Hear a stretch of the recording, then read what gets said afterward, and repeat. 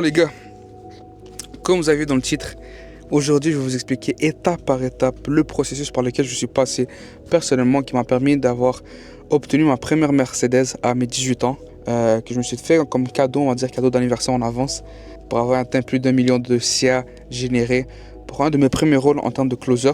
Et je me suis dit, tu sais quoi, je vais vous partager un peu pas le parcours, mais ce qui m'a permis de pouvoir l'atteindre pour que vous aussi vous pouvez le faire concrètement et vous montrer en fait que j'ai rien de spécial, ok? J'ai rien qui fait la différence entre vous et moi. Je fais exactement la même chose que vous tous. J'ai pas quelque chose en extra, ok? Tout ce que je fais, c'est que les mêmes actions, je les appliquais jour après jour, ok? Là, actuellement, je suis pas dans la Mercedes parce que je l'ai vendue. Et justement, à 21 ans, je me suis get la toute nouvelle Tesla Model 3.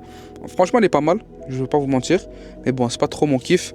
Je regrette un peu d'avoir tradé ma Merco, mais peut-être que je ferai une autre vidéo par rapport à ça et la raison pour laquelle j'ai gagné une nouvelle voiture. Et en fait, à chaque fois que j'ai atteint un certain objectif, je me permets de trouver une nouvelle voiture de l'année, etc. Et me faire juste un petit kiff tout simplement.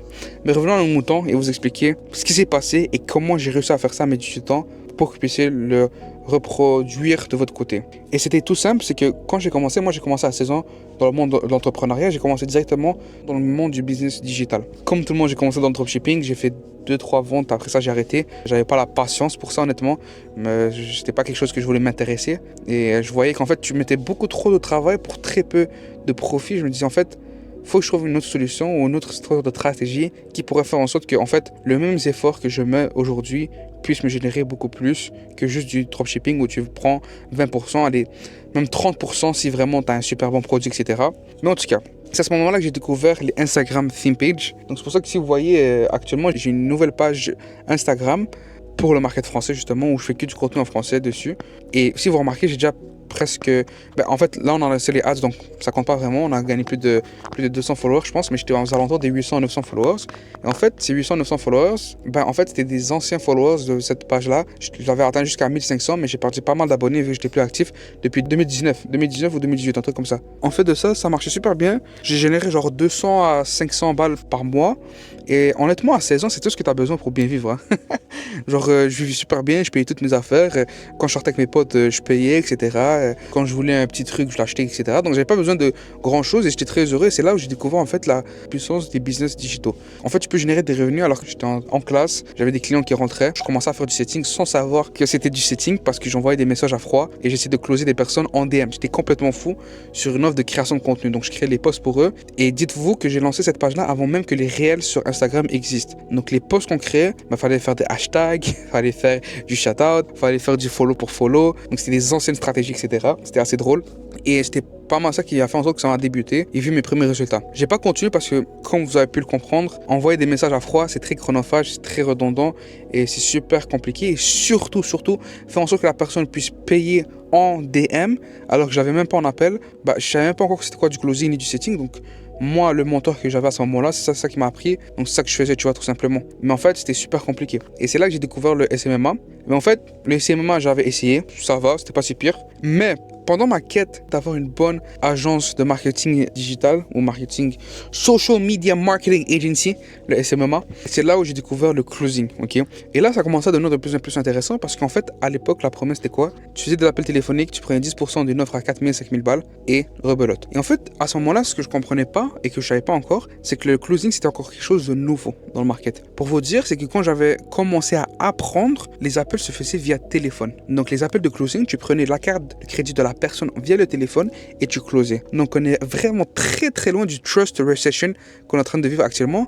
Et trust recession, ça veut dire quoi? Ça veut dire une récession où il y a beaucoup plus de ventes qui se fait grâce à la confiance plutôt que autre chose, ok?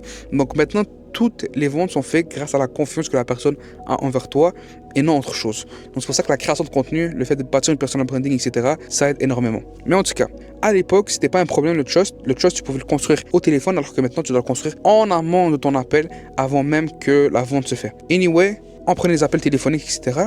Et là, il y a eu un update une fois que les appels commençaient à se faire prendre via Zoom. Donc ça, c'était pendant Covid, j'imagine. J'ai vraiment une mémoire de merde en passant. J'ai une mémoire de merde. Mais je pense que c'était pendant Covid à ce moment-là. Et là, ça commençait à devenir de plus en plus intéressant parce que je me disais, en fait, j'ai de la liberté. Je ne m'occupe pas des clients. Tout ce que je fais, c'est que je m'occupais de faire en sorte que les personnes qui sont intéressées par le service, je les convertis en clients. Et ensuite de ça, les clients, ils vont voir le propriétaire et ils gèrent le tout. Okay? Tout ce que j'ai à m'occuper, c'est faire le middleman. Donc c'est là où ça m'a vraiment intéressé et je me suis lancé là-dedans. Et au début, j'avais ce qu'on appelle le syndrome de l'objet brillant. C'est quoi le syndrome de l'objet brillant? C'est que chaque bonne opportunité, je sautais dessus. Donc j'avais commencé SEO Theme Page, j'ai arrêté, SMMA, j'ai arrêté, Closing, j'allais arrêter. J'ai commencé, j'étais rendu à la fin et j'ai arrêté. Et là j'ai arrêté, pourquoi? Parce que je voulais faire de l'immobilier. Parce que j'ai entendu comme quoi, il y a une étude qui dit comme quoi 60% des millionnaires, ils ont de l'immobilier. Mais ce que j'avais pas compris, c'est que la majorité de ces millionnaires-là, ils ont fait leur fortune grâce à un business et tout l'argent qu'ils faisaient avec ce business-là, ils le mettaient dans l'immobilier. Ils ne devenaient pas millionnaires grâce à l'immobilier, mais comme vous savez, le marketing, tu changes la manière d'exprimer ton message pour pouvoir convaincre le plus de personnes pour qu'ils puissent venir et toi tu les closes par derrière. Donc on est d'accord par rapport à ce point-là. Donc moi ça m'a intéressé. Je commençais à prospecter pour les personnes. Je faisais ce qu'on appelle du wholesale en anglais. Ok, c'est dans le market américain. C'est quoi? C'est qu'en fait tu vas trouver des deals. Exemple, une maison à 100 000 euros. Ok, que tu pouvais flipper à plus de 200 000 euros. Toi tu prenais le contrat, tu faisais une promesse d'achat et ce PA-là tu pouvais le revendre aux investisseurs qui voulaient prendre ce deal-là pour pouvoir le flipper justement. Donc exemple, tu avais une promesse d'achat à 100 000 balles.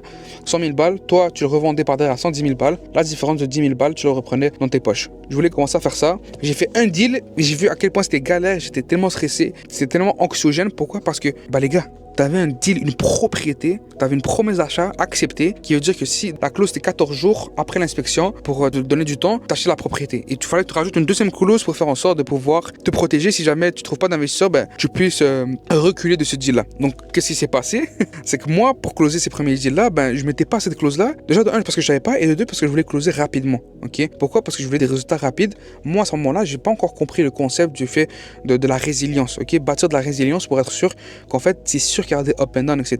Il faut juste être patient pendant un long moment, ok? Faire les mêmes actions répétées à chaque fois, ok, sans changement, sans rien, sans laisser les émotions rentrer en jeu pour que tu puisses voir du vrai succès et passer à travers les objectifs qu'on souhaitait. Ce qui faisait en sorte que j'ai closé le premier deal, je me suis dit c'est fini, ok, c'est fini, je ne vais plus faire ça, c'est beaucoup trop compliqué. Je me suis retrouvé à réaller vers le côté investissement immobilier. Mais là, pas d'argent, j'ai 18 ans. Attends, en fait non, c'était mes débuts de 17 ans, ouais. Donc là, qu'est-ce que je me suis dit? Je me suis dit, ok, qu'est-ce que je fais? Je me suis rappelé que j'avais encore ma formation par rapport au closing. À ce moment-là, j'avais appris par rapport au concept du syndrome de l'objet brillant. Et je me suis dit, mais putain, mais en fait, c'est vraiment moi. Tu sais quoi? Je vais me focaliser sur un aspect. J'ai payé super cher la formation sur le closing. Alors, je vais me focaliser et je vais tryhard cette affaire-là et l'immobilier également. Mais bon, l'immobilier, je me suis dit, une fois que je vais faire de l'argent. Donc j'ai tryhard, j'ai fait des roleplays, jour après jour, chaque jour je faisais des roleplays, chaque jour je m'entraînais, etc. Je prenais des notes. J'ai un calepin rouge, je ne l'ai pas actuellement, mais si je vous le montre, c'est un calepin rouge, c'est ça qui a tout lancé. Dans ce calepin rouge, il y a tous les concepts qui m'ont permis de générer mes premiers 2 millions d'euros. Et je me dis un jour, soit je vais le ressortir dans une conférence, soit je vais le vendre à super cher parce qu'il y a tout. C'est exactement ce calepin-là rouge qui a fait en sorte que ça m'a juste propulsé où j'en suis aujourd'hui, parce qu'il y a tous les concepts principaux sur comment j'ai pu générer mes premiers revenus en tant que closer et générer des millions en tant que closer également. Mes premiers millions en fait. Pas pour moi, j'aurais aimé, mais pour des entreprises. À ce moment-là, si je me rappelle bien, je venais d'avoir 17 ans, donc c'était en mars, je me suis donné jusqu'en juin. Juillet, je trouve ma première offre avec un conseiller en investissement et je commence à closer avec lui. etc. Tout se passe bien, etc. Je génère mes premiers $100 000 de vente. J'étais super heureux. Avec lui, c'était 20% de commission. Donc, j'étais à $20 000 US en plus. Donc, ça faisait environ 30 000 Canadiens parce que le dollar canadien, c'est de la merde. Et il vaut pas grand chose. Donc, c'était super bien. Je me suis dit, putain, mais en fait, je viens de faire 30 000 balles en une semaine. Je suis tout heureux. J'étais tellement excité. Et à ce moment-là, je travaillais en tant que sauveteur dans les piscines. Et j'ai quitté ma job. J'ai quitté mon travail parce que je me suis dit, je viens de faire 30 000, tu vois. Je viens de faire le salaire minimum en une semaine. Je me suis dit, à ce moment-là, il n'y a plus rien qui peut m'arrêter. Et vous savez ce qui s'est passé? La personne m'a tout simplement jamais payé. Il y avait beaucoup de scams à l'époque dans le market américain par rapport aux offres où tu rentres, tu génères des ventes et ils te payent tout simplement pas.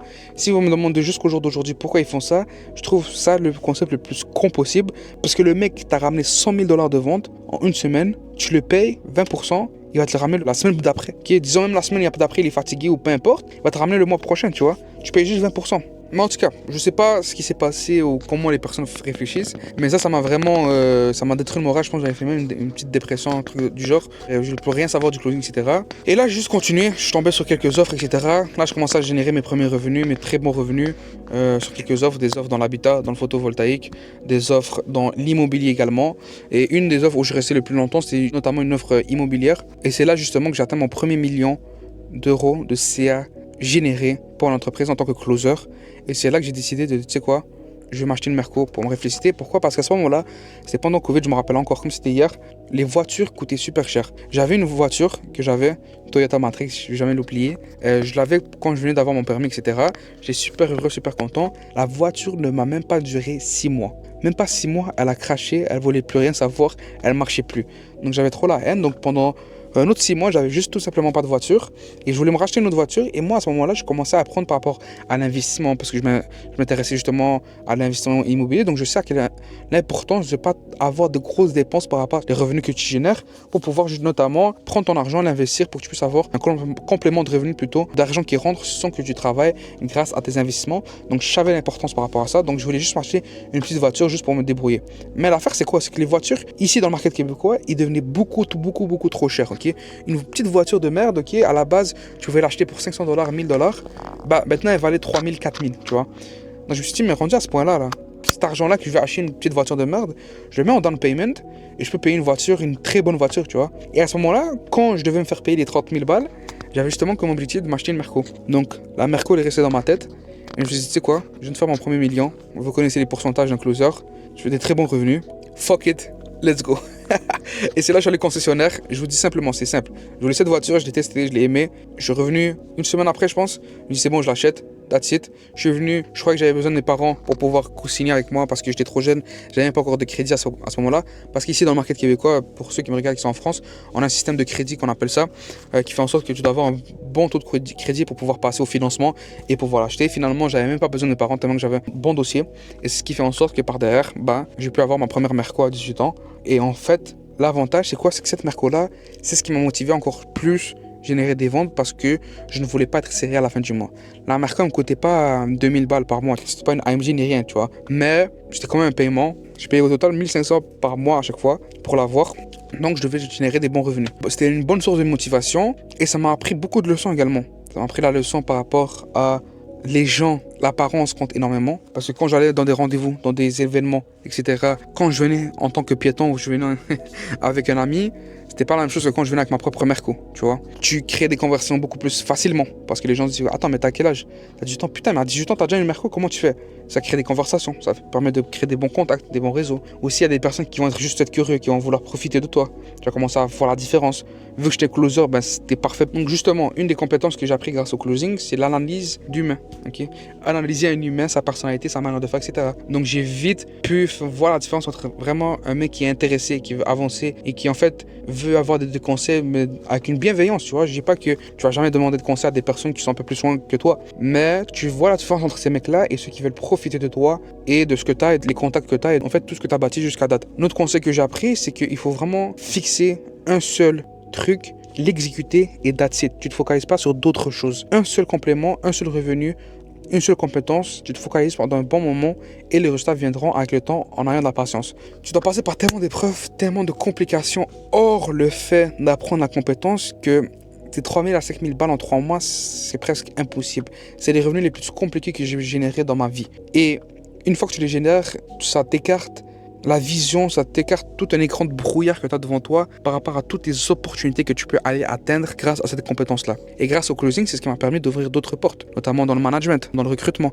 Mais ça m'a ouvert plein de portes et plein d'autres compétences que je suis en train d'apprendre jusqu'au jour d'aujourd'hui, qui fait en sorte que j'ai un bon bagage pour me permettre de pouvoir passer à un autre niveau. Okay? Je l'ai jamais dit, mais un de mes objectifs long terme, c'est de pouvoir aller dans la private equity. Pourquoi le private equity? Parce que qu'est-ce que tu fais, c'est que tu achètes des entreprises, vu que tu as des compétences en extra, notamment les opérations, recrutement, management, tu réimplémentes, tu optimises ces process et ces éléments-là, c'est un des éléments clés qui fait en sorte que tu puisses faire croître la valeur de l'entreprise beaucoup plus rapidement, sans compter la partie acquisition. Donc, tu digitalises les entreprises, tu leur montres comment faire de l'acquisition à cette entreprise-là que tu achètes. Tu as des personnes internes qui sont déjà des employés, donc tu veux juste les entraîner, les former, etc. Ça te prend 2 à 5 ans environ. Tu fais un x10, x15 en termes de valeur et tu le revends. Tu vois, les private equity font exactement ça. Et mon objectif, c'est d'avoir une équipe, à la place que je fasse tout par moi-même pour qu'on fasse plus rapidement, que chaque membre de mon équipe va être exemple spécialiste, exemple en acquisition, un mec spécialiste en opération, un spécialiste en système, un en recrutement, un management, etc.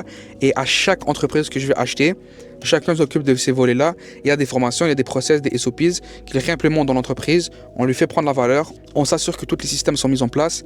Boum, la valeur de l'entreprise augmente et on la revend tout simplement. Et ça, c'est la game du niveau supérieur. Mais avant de pouvoir faire ça, faut que j'améliore justement ces compétences et que je continue à travailler par rapport à cela parce qu'il y a toujours de nouveaux updates, etc. Et pour le moment, ça marche super bien, que je remercie du tous les jours. Mais je me repose jamais sur mes lauriers. Faut toujours aller chercher beaucoup plus. Donc voilà. Donc j'espère que cette petite story time, vous l'avez apprécié. Ces petits conseils en bonus, etc. Si vous voulez plus de vidéos comme ça, laissez-moi savoir. Ça me ferait énormément plaisir. Et sur ce, on se dit à bientôt sur une nouvelle vidéo. Ciao, ciao.